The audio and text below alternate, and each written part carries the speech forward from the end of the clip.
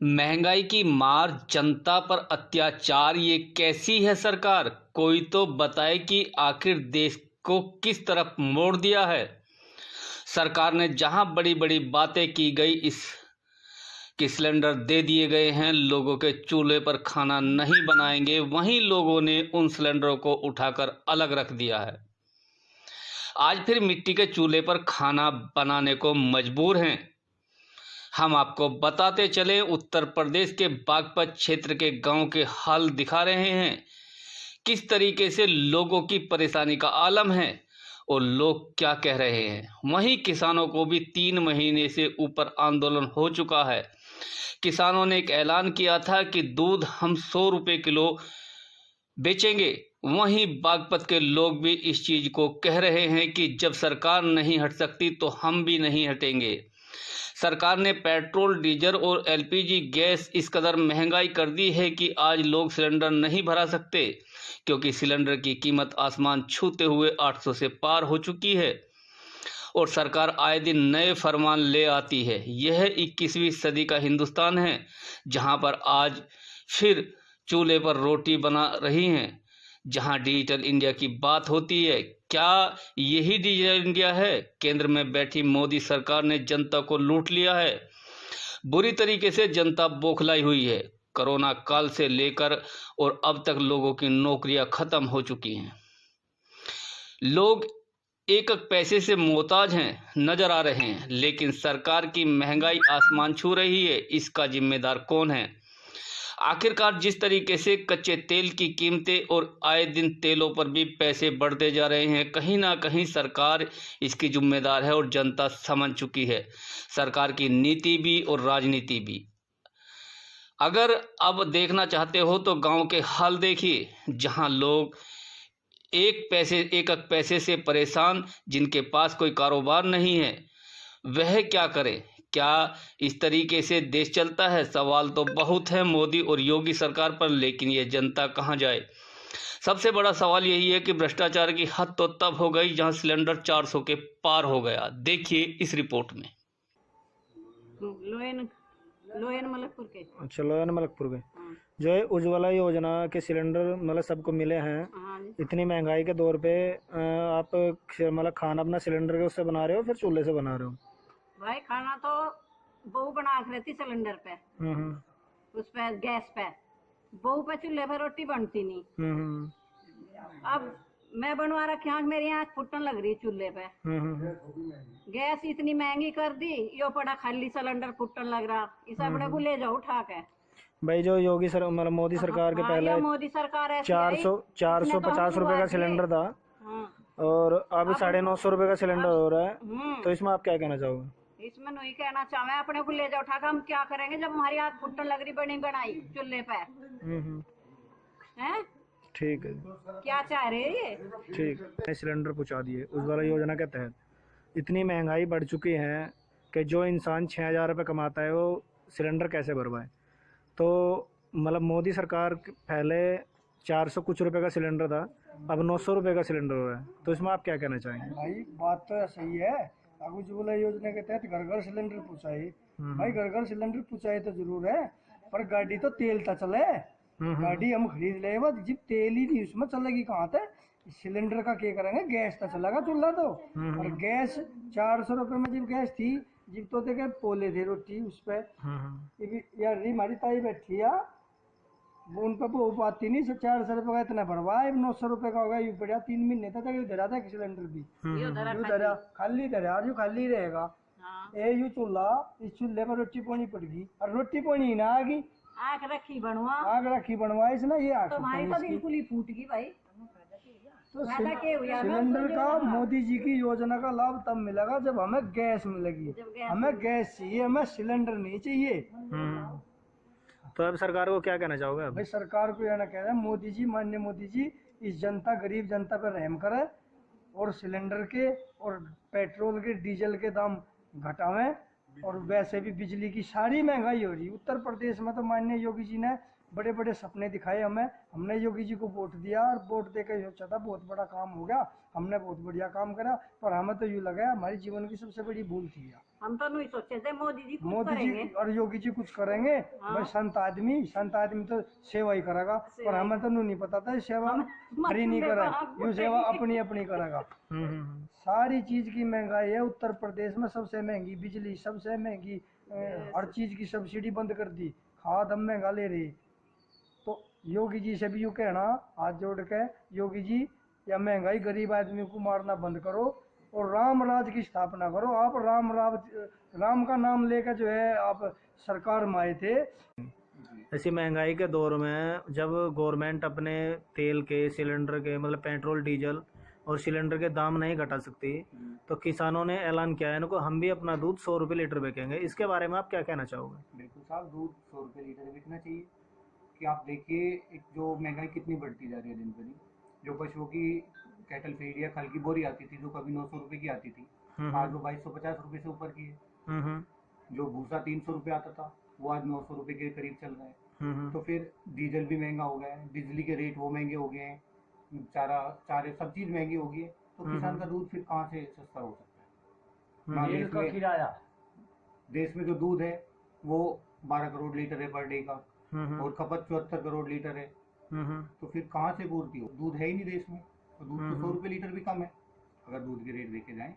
तो ये बिल्कुल सही फैसला है। तो जो महापंचायत के दौरान चलते जो किसानों ने ये ऐलान किया है, ये सही है या गलत है? जी बिल्कुल सही है। अच्छा, तो इसके बारे में मतलब कि सरकार को आप क्या मैसेज देना चाहोगे? बस मैसेज यही देना चाहेंगे सरकार को कि किसानों की तरफ एक बार ध्यान देखे। जो योजनाएं फाइलें वो बैठती हैं इसी दफ्तरों में बैठ के बनाई जाती है, वो लागू करें, उन्हें देखे, जमीन पे आके देखे कि हालात क्या हैं। हाँ जी। वहाँ पे बैठ के ऑफिस में बैठ के या बात करने से नहीं होता कुछ नहीं। जी अच्छा अच्छा, अभी नहीं आया। वो दरअसल क्या हुआ, क्या नाम है जी आपका? शिवराज जी। अच्छा, कहाँ के रहने वाले हो? अच्छा, जो ये दूध को 100 रुपये लीटर के बेचने के लिए कह रहे हैं किसान, तो इसके बारे में आप क्या कहना चाहोगे? हाँ जी। मंदा इस टाइम मंदा हो, फ्री दे दे। हाँ हाँ फ्री दे दे क्या? हाँ हाँ हाँ। कम से कम उसमें हर चीज के दाम बढ़ गए। दूध की लागत में भी उसके खड़ बिनोले या छिलका वो कई गुने रेट का हो गया। तो दूध के दाम बहुत नीचे होते जा रहे, कैसे गुजारा होगा किसान का? दूध का उत्पादन ही खत्म हो जाएगा इस तरह, तो वे रखना ही बंद कर देंगे।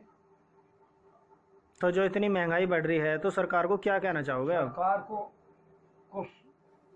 सरकार को जमीन पर आकर देखना चाहिए, दिल्ली कोठियों में बैठ कर ये फैसले नहीं लेने चाहिए।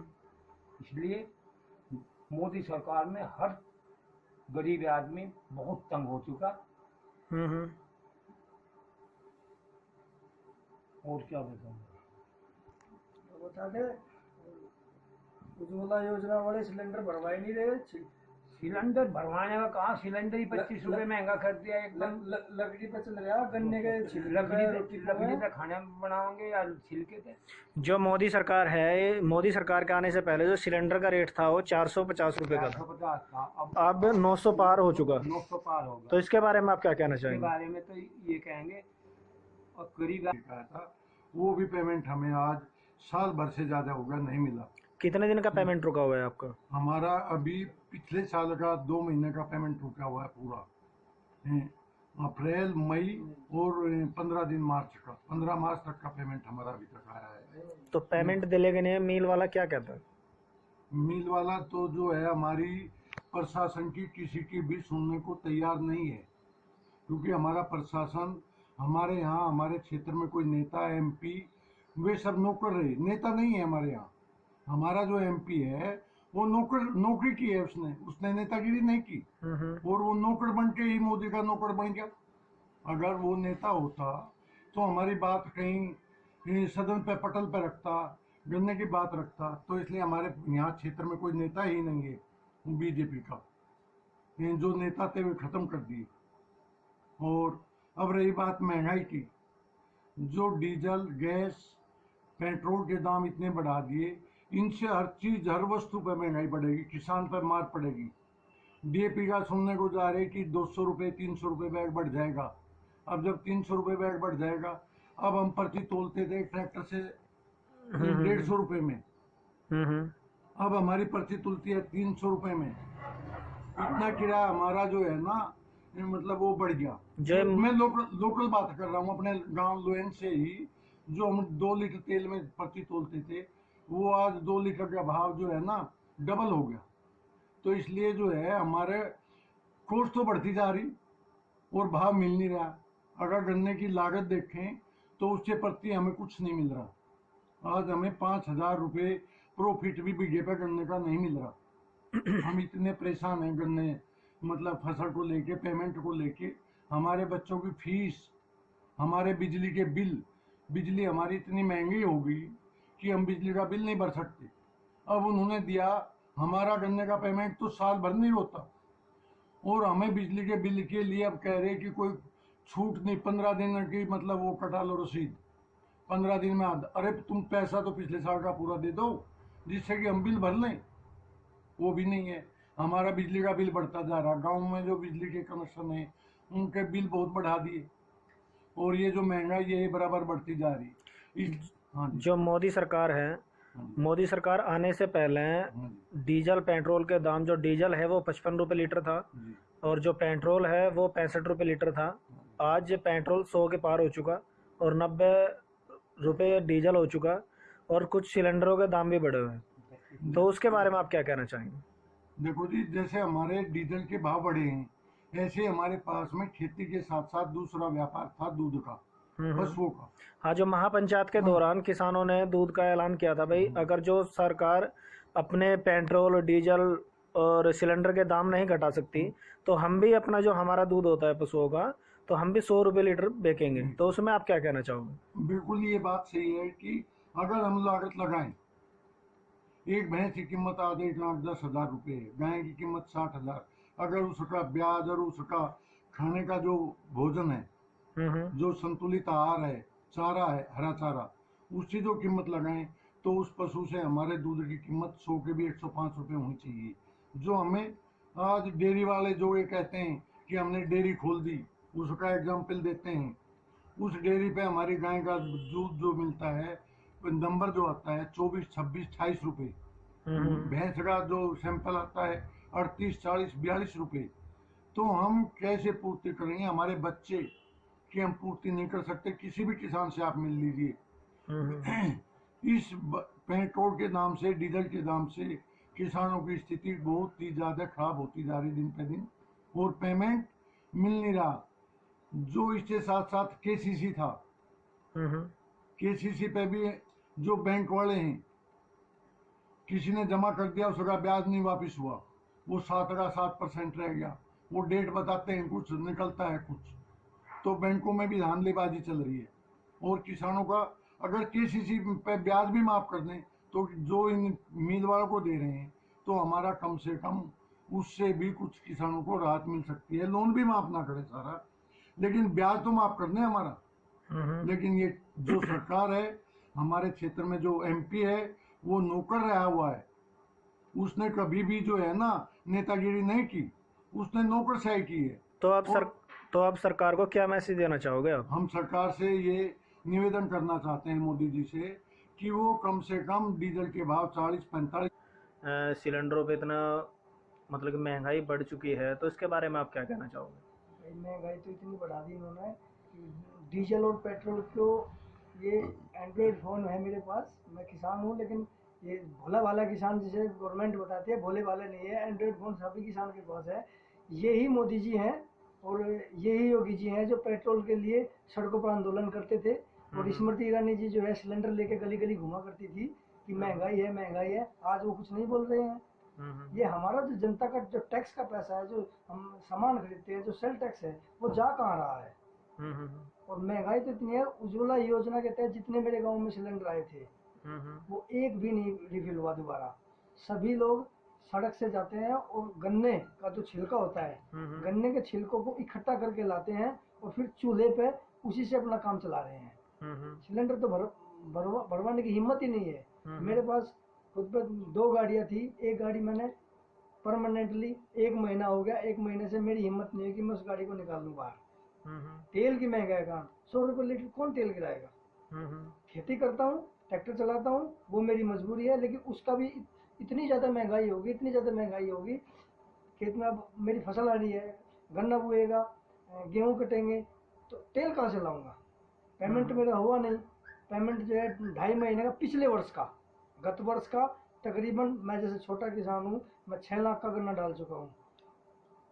गत वर्ष का तो मुझे मिला ही नहीं, पिछले वर्ष का भी मेरा 2.5 महीने का पेमेंट बकाया है। बिजली का बिल के लिए उन्होंने कह दिया कि अपना पूरा जमा करो। कहाँ से जमा करें, पहले आप हमारा पैसा दिला दो तभी तो हम जमा करेंगे। जो 100% छूट की बात करते हैं, 100% छूट हमें मिलेगी कहाँ, जब हमारे जेब में पैसा है ही नहीं तो हमें छूट नहीं मिलेगी। ये किसान को बहकाने की बात है। अब जब किसानों ने महापंचायत के दौरान दूध 100 रुपये किलो बेचने का दावा किया है, इसके बारे में आप क्या कहना चाहेंगे? देखो, दूध की जो हम अपनी लागत लगाएं, हम चारा भी लाते हैं, ये हमारा कृषि के साथ साथ दूसरा पशुपालन भी हमारा एक उद्योग था। और जहाँ तक गाय की बात करूँ, गाय की हालत आज माननीय योगी जी के राज में इतनी बदतर है, जिसको हम गौ माता कहते थे, गाय माता जिसको कहते थे, हम गाय माता को गाय माता मानते हैं, उसकी सेवा करते हैं। उसके जब हमारे घर में कोई तीज त्यौहार होता है या कोई भी चीज़ होती है, तो सबसे पहले हम अपनी गाय माता की रोटी निकालते हैं, उसके बाद हम भूख भोजन करते हैं। हम गाय से इतना प्रेम करते हैं, सरकार झूठा प्रेम करती है।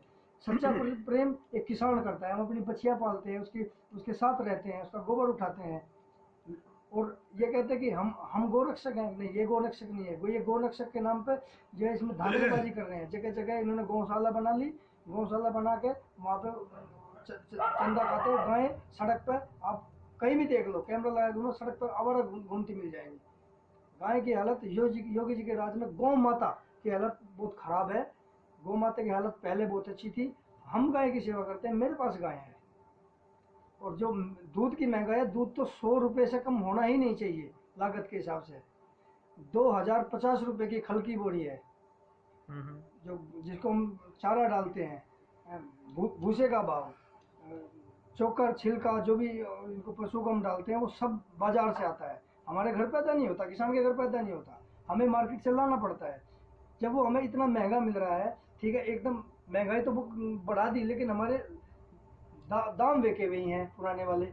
अब ये तो है नहीं कि हम पशु को इनको बाहर छोड़ देंगे तो ये कहाँ जाएंगे बेचारी। हमको तो मजबूरी में गाय माता मान के इनकी सेवा करनी पड़ रही है, निस्वार्थ।